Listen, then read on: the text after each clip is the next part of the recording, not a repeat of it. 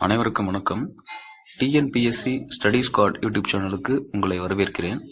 இந்த வீடியோவில் 19ஆம் நூற்றாண்டில் சமூக சீர்திருத்த இயக்கங்களில் விடுபட்ட டாபிக் எல்லாம் பார்க்க போகிறோம். அதாவது 3வது பார்ட்டு பார்க்குறோம். அதில் இஸ்லாமிய சீர்திருத்த இயக்கங்கள், பார்சி சீர்திருத்த இயக்கங்கள், சீக்கிய சீர்திருத்த இயக்கங்கள் பார்த்துட்டு இறுதியாக தமிழ்நாட்டில் சீர்திருத்தவாதிகள் யார் யார் அப்படிங்கிறத பார்க்கலாம். முதலாவதா இஸ்லாமிய சீர்திருத்த இயக்கங்களில் அலிகார் இயக்கத்தை பற்றி பார்ப்போம்.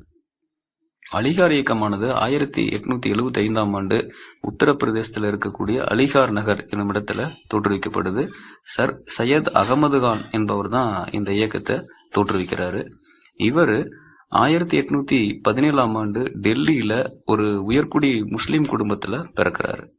இவர் மேலை நாட்டு அறிவியலையும் அரசு பணிகளையும் ஏற்றுக்கொள்ளும்படி இஸ்லாமியர்களை வலியுறுத்துறாரு. அது மட்டும் இல்லாம 1864ஆம் ஆண்டு காசிப்பூர்ல பள்ளி ஒன்றை நிறுவுறாரு. அறிவியல் கழகம் என அழைக்கப்பட்ட அந்த பள்ளியில அறிவியல் நூல்களை உருது மொழியில மொழிபெயர்க்க செய்யறாரு. 1875ஆம் ஆண்டு அலிகார் என்னும் இடத்துல முகமதியன் ஆங்கிலோ ஓரியண்டல் கல்லூரியும் நிறுவுறாரு. இந்திய முஸ்லிம்களுடைய கல்வி வரலாற்றுல இந்த கல்லூரி ஒரு மைல்கல்லா பார்க்கப்படுது. தொடர்ந்து இந்த கல்லூரியானது 1920ஆம் ஆண்டு பல்கலைக்கழகமா தரம் உயர்த்தப்படுது. சர் சையத் அகமது கான் இந்துக்களும் முஸ்லிம்களும் இந்தியா என்ற அழகிய பறவையின் இரு கண்கள் என குறிப்பிடுறாரு. அது மட்டுமல்லாம 1886ஆம் ஆண்டு ஆங்கிலேய கீழை தேசவிய கல்வி மாநாட்டையும் தொடங்குறாரு. தாஹிப் உல் அக்லாக் என்ற தினசரி பத்திரிகையும் தொடங்குறாரு. இவர் இந்திய தேசிய காங்கிரஸ், அதாவது 1885ல இந்திய தேசிய காங்கிரஸ் தொடங்கப்பட்டதை எதிர்க்கிறாரு. 1898ஆம் ஆண்டு அலிகார் நகர்ல காலமாகிறார். இரண்டாவதா தியோபந்த் இயக்கம். இந்த தியோபந்த் இயக்கம் அப்படிங்கிறது ஒரு மீட்பு இயக்கம்.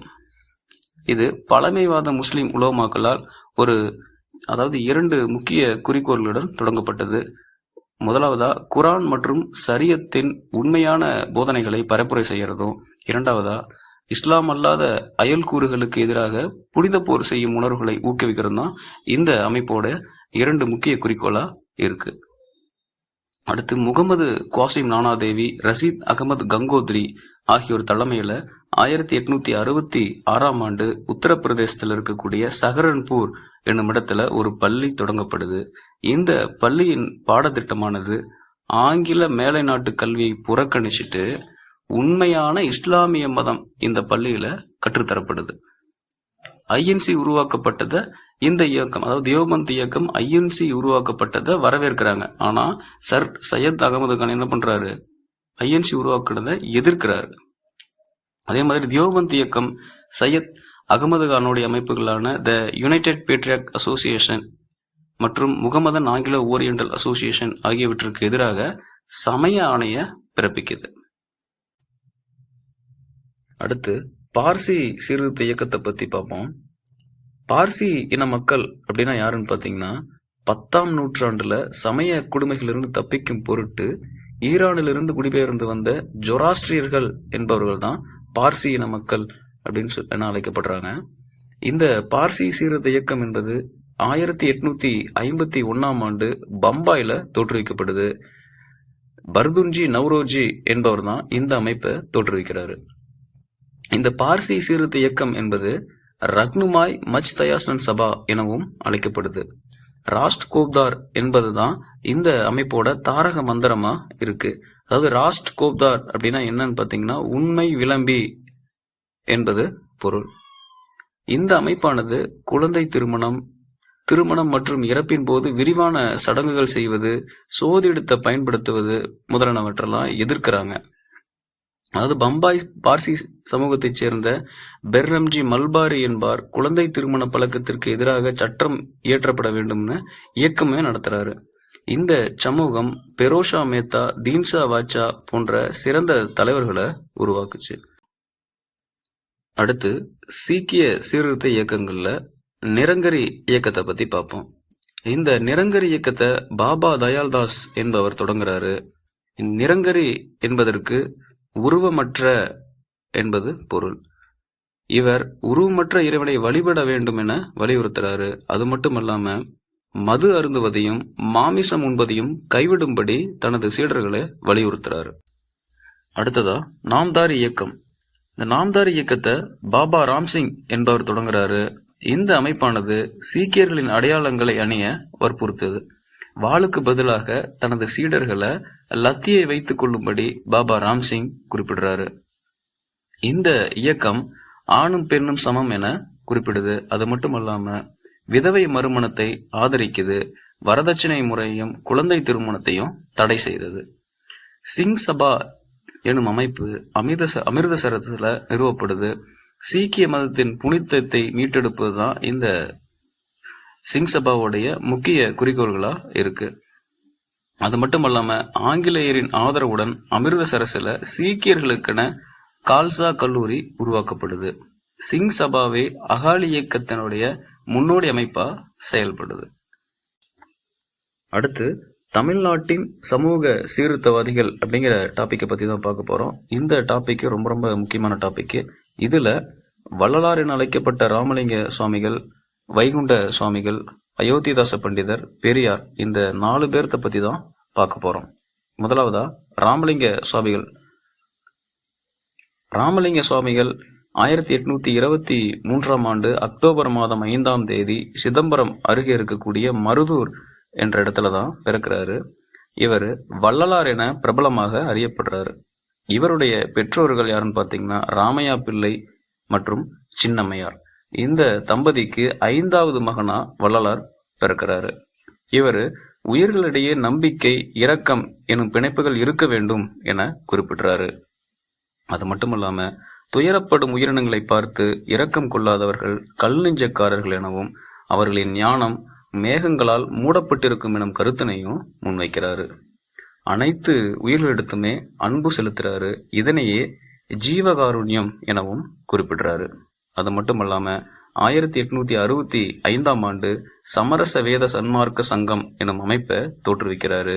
இந்த அமைப்பை 1872ஆம் ஆண்டு சமரச சுத்த சன்மார்க்க சங்கம் என பெயர் மாற்றம் செய்கிறாரு. அது மட்டுமல்லாம 1867ஆம் ஆண்டு சாதி எல்லைகளை தாண்டி அனைத்து மக்களும் இலவசமாக உணவருந்த வேண்டும் என்ற நோக்கத்தோடு இலவச உணவகத்தை வடலூர்ல நிறுவறாரு. அது மட்டுமல்லாம 1872ஆம் ஆண்டு சத்திய ஞான சபையும் நிறுவறாரு. மனித இனத்திற்கு செய்யும் தொண்டே மோட்சத்தை அடைவதற்கான வழி என்பதுதான் வள்ளலாருடைய மிக முக்கிய போதனையா கருதப்படுது. இவரது பாடல்களை பழமைவாத சைவர்கள் மருட்பா என கண்டனம் செய்திருப்பாங்க. அதாவது மருட்பா அப்படின்னா என்ன அப்படின்னா அறியாண்மையின் பாடல்கள் அப்படின்னு சொல்லியிருப்பாங்க. யாரு? பழமைவாத சைவர்கள். இவர் தனது இளமை காலத்துல சென்னை கந்தக்கோட்டம் கந்தசாமி கோயில்ல நேரத்தை செலவிட்டிருக்காரு. இவரது தலைமை சீடர் தொழுவூர் வேலாயுதனார் என்பவர் தான். இந்த டேட்டா எத்திக்ஸ் புக்ல இருக்கு, பாக்ஸ்ல இருக்கு. அதாவது வள்ளலாருடைய தலைமை சீடர் யாருன்னு பார்த்தீங்கன்னா தொழுவூர் வேலாயுதனார். அடுத்து வள்ளலாருடைய முக்கியமான நூல்கள் என்னென்ன அப்படின்னு பார்ப்போம். திருவருட்பா, மனுமுறை கண்ட வாசகம், ஜீவகாருண்யம் என்பதெல்லாம் இவருடைய முக்கிய நூலா கருதப்படுது. இதுல திருவருட்பா என்பது செய்யுள் நூலும், மற்ற 2மே அதாவது மனுமுறை கண்ட வாசகம், ஜீவகாருண்யம் ஆகிய 2 நூல்களும் ஒரே நிலை நூல்கள். வள்ளலார் 1874ஆம் ஆண்டு ஜனவரி மாதம் 30ஆம் தேதி காலமாகிறார். அதாவது தைப்பூச திருநாள்ல காலமாகிறாரு. 2007ஆம் ஆண்டு இவரது பெயரில் தபால் தலை வெளியிடப்படுது. அடுத்து வைகுண்ட சுவாமிகளை பத்தி பார்ப்போம். வைகுண்ட சாமிகள் 1809ஆம் ஆண்டு குமரி மாவட்டத்தில் இருக்கக்கூடிய சாமித்தோப்பு அப்படிங்கிற ஒரு இடத்துல பிறகுறாரு. இவருடைய இயற்பெயர் முடிசூடும் பெருமாள். இந்த பெயருக்கு உயர் சாதியினர் எதிர்ப்பு தெரிவித்த காரணத்தால முத்துக்குட்டி என தனது பெயரை மாத்திக்கிறாரு. இவர் திருச்செந்தூர் கோயிலுக்கு சென்றிருந்த போது தெய்வீக அனுபவம் ஒன்றை பெறாரு. இவர் வைகுண்டர் என தன்னை அழைச்சிக்கிறாரு. வழிபாட்டின் போது பின்பற்றப்படும் தேவையற்ற சடங்கு சம்பிரதாயங்களை கைவிடும்படி மக்களை கேட்டுக்கிறாரு. அது மட்டுமல்லாம 1833ஆம் ஆண்டு சாதி வேற்றுமைகளை ஒழிப்பதற்காகவும் சமூக ஒருங்கிணைப்பதற்காகவும் சாமித்தோப்புல தனது தியானத்தை தொடங்குறாரு. அது மட்டும் இல்லாம ஒடுக்கப்பட்ட மக்கள் தலைப்பாகை அணியணும் அப்படின்னு சொல்லி வலியுறுத்துறாரு. அடுத்து இவர் உருவ வழிபாட்டை எதிர்க்கிறாரு. விலங்குகளையும் வணங்குவதையும் நிராகரிக்கிறார். வழிபாட்டின் போது மக்கள் ஆடுகள், சேவல்கள், கோழிகள் ஆகியவற்றை பலி கொடுக்கும் சமயச் சடங்குகளுக்கு எதிராக இயக்கமும் நடத்துறாரு. பல்வேறு சாதிகளைச் சேர்ந்த மக்களை ஒருங்கிணைப்பதற்காக சமத்துவ சமாஜம் என்ற ஒரு அமைப்பை ஏற்படுத்துறாரு. அது மட்டுமல்லாம அந்த நோக்கம் நிறைவேற அனைத்து மக்களும் சேர்ந்துண்ணக்கூடிய சமபந்தி விருந்துகளையும் நடத்துறாரு.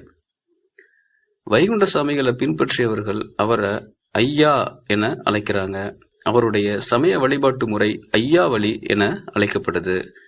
அது மட்டுமல்லாம நிழல் தங்கல் என்ற வழிபாட்டு தலங்களையும் அமைக்கிறாரு.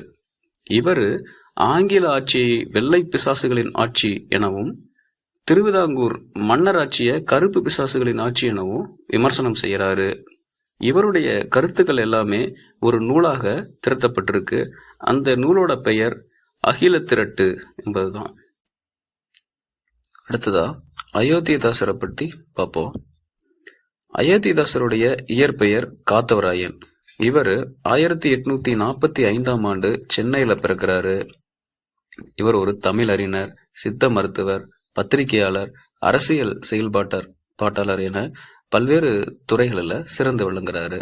அது மட்டும் இல்லாம தமிழ், ஆங்கிலம், சமஸ்கிருதம், பாலி என பல மொழிகளை கற்றுத் தேர்ந்திருக்காரு. 1876ஆம் ஆண்டு அத்வைதானந்தா சபா என்ற ஒரு அமைப்பை நிறுவுறாரு. எதுக்காக அப்படின்னா ஒடுக்கப்பட்ட மக்கள் கோவில் நுழைவுக்கு ஆதரவாக இந்த அமைப்பை நிறுவுறாரு. 1882ஆம் ஆண்டு ஜான் திரவியம் என்பவருடன் இணைந்து திராவிடர் கழகம் என்ற ஒரு அமைப்பை ஏற்படுத்துறாரு. அது மட்டும் இல்லாம 1885ஆம் ஆண்டு திராவிட பாண்டியன் என்ற இதழையும் தொடங்குறாரு. 1891ஆம் ஆண்டு திராவிட மகாஜன சபை என்ற அமைப்பை நிறுவி அதனுடைய முதல் மாநாட்டை நீலகிரியில நடத்துறாரு. 1907ஆம் ஆண்டு ஒரு பைசா தமிழன் என்ற வாராந்திர பத்திரிகையை தொடங்குறாரு. இந்த பத்திரிகையானது காலனா விலையில வாரந்தோறும் புதன்கிழமை அன்று வெளியாகுச்சு. 1907 தொடங்கின இந்த பத்திரிகையை 1908ஆம் ஆண்டு தமிழன் என பெயர் மாற்றம் செய்யறாரு. இந்த பத்திரிகையை 1914 வரை, தனது இறப்பு வரை தொடர்ந்து வெளியிடுறாரு. அடுத்து 1898ஆம் ஆண்டு HS ஆல்காட்டின் தாக்கத்தால் இலங்கை சென்று பௌத்தத்தை தழுவுறாரு. அதே ஆண்டுல சாக்கிய பௌத்த சங்கம் என்ற ஒரு அமைப்பையும் நிறுவுறாரு. அது மட்டும் இல்லாம பிராமணியத்தால் ஒடுக்கப்பட்டவர்கள் தான் உண்மையான பௌத்தர்கள் எனவும் வாதிடுறாரு. இவர் வல்லக்காலத்தி அயோத்திதாச பண்டிதர் என்பவரிடத்துலதான் கல்வி கத்துக்கிறாரு. ஸோ அந்த ஆசிரியரான அயோத்திதாச பண்டிதர் என்பவருடைய பெயரையே தன்னுடைய பெயராக மாத்திக்கிறாரு. அது மட்டும் இல்லாம மக்கள் தொகை கணக்கெடுப்புல ஒடுக்கப்பட்டவர்களை சாதியற்ற திராவிடர்கள் என பதிவு செய்ய வேண்டும் எனவும் வலியுறுத்துறாரு. அடுத்ததா பெரியாரை பத்தி பார்ப்போம். பெரியார் 1879ஆம் ஆண்டு செப்டம்பர் மாதம் 17ஆம் தேதி ஈரோட்ல பிறக்கிறாரு. 1925ஆம் ஆண்டு சுயமரியாதை இயக்கத்தை தோற்றுவிக்கிறாரு.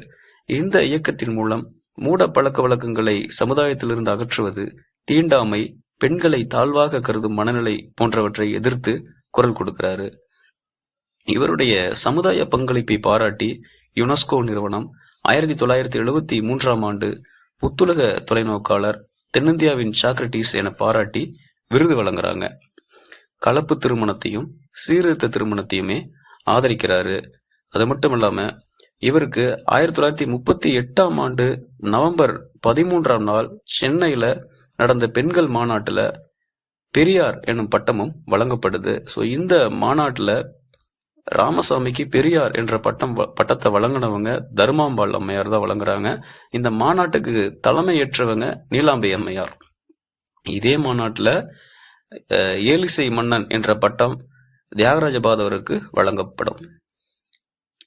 அடுத்ததா பெரியாரின் முதலாவது சமுதாய போராட்டம் என்னன்னு பாத்தீங்கன்னா வைக்கம் போராட்டம் தான். 1924 வைக்கம், அதாவது கேரளாவில் வைக்கம் என்ற இடத்துல ஒரு சாதி மக்களை கோயிலுக்குள்ள நுழைய விடாமல் தடுப்பாங்க. ஸோ அதை எதிர்த்து போராட்டம் நடக்கும். இந்த போராட்டம் தான் வைக்கம் போராட்டம் என அழைக்கப்படும். ஸோ இதுதான் பெரியாருடைய முதலாவது சமுதாய போராட்டமா பார்க்கப்படுது. இந்த போராட்டத்துல தீண்டாமை ஒழிப்பிற்காக திருவிதாங்கூர் மன்னருக்கு எதிராக போராடி வெற்றியும் பெற்றிருப்பாரு. அது மட்டுமல்லாம பெயருக்கு பின்னாடி வரக்கூடிய சாதியின் பெயரை ஒழிக்கவும் பாடுபட்டிருப்பாரு. சமூக நீதி, சமத்துவம், பெண் கல்வி, பெண் விடுதலை, வரதட்சணை ஒழிப்பு போன்றவற்றுக்காகவும் போராடி இருக்காரு. இவருடைய முக்கிய இதழ்கள் குடியரசு அப்படிங்கிற இதழ 1925ஆம் ஆண்டும், ரிவோல்ட் அப்படிங்கிற இதழ் 1928ஆம் ஆண்டும் தொடங்கியிருக்காரு. இந்த ரிவோல்ட் அப்படிங்கிறது ஆங்கில இதழ். அடுத்ததா புரட்சி அப்படிங்கிற இதுல 1933ஆம் ஆண்டு தொடங்கியிருக்காரு. பகுத்தறிவு என இதுல 1934ஆம் ஆண்டும், விடுதலை என்ற இதழை 1935ஆம் ஆண்டும் தொடங்கியிருக்கார். பெரியார் 1973ஆம் ஆண்டு டிசம்பர் மாதம் 24ஆம் தேதி மரணமடைகிறார். ஓகே ஃப்ரெண்ட்ஸ், 19ஆம் நூற்றாண்டில் சமூக சீர்திருத்த இயக்கங்கள் அப்படிங்கிற டாபிக்கை ஃபுல்லாவே நாம 3 வீடியோவா பார்த்துருக்கோம். இதுல ஸ்கூல் புக்ல இருக்கக்கூடிய எல்லா தகவலையுமே தொகுத்து உங்களுக்கு தெளிவா இந்த 3 வீடியோவில் எக்ஸ்பிளைன் பண்ணியிருக்கு. கிட்டத்தட்ட ஒரு 40ல இருந்து 45 நிமிஷம் தான் வரும். இந்த 3 வீடியோவும் நீங்க பார்த்துட்டீங்களாவே இந்த டாபிக்ல இருந்து ஒரு கேள்வி கூட மிஸ் ஆகாது. புக் பேக்கை மட்டும் பார்த்துட்டா போதும். முடிஞ்ச அளவுக்கு எல்லாமே உங்களுக்கு எடுத்து கொடுத்துருக்கு. இந்த வீடியோ உங்களுக்கு ரொம்ப ரொம்ப யூஸ்ஃபுல்லா இருக்குன்னு நம்புறேன். இந்த வீடியோ உங்களுக்கு பிடிச்சிருந்ததுன்னா லைக் பண்ணுங்க, ஷேர் பண்ணுங்க, மறக்காம நம்ம சேனலை சப்ஸ்கிரைப் பண்ணுங்க. கூடவே உங்களுடைய ஃப்ரெண்ட்ஸ் யாராவது காம்படிட்டிவ் எக்ஸாம் படிச்சுட்டு இருந்தாங்க அப்படின்னா அவங்களுக்கும் மறக்காம இந்த வீடியோவை ஷேர் பண்ணுங்க. Okay, thank you.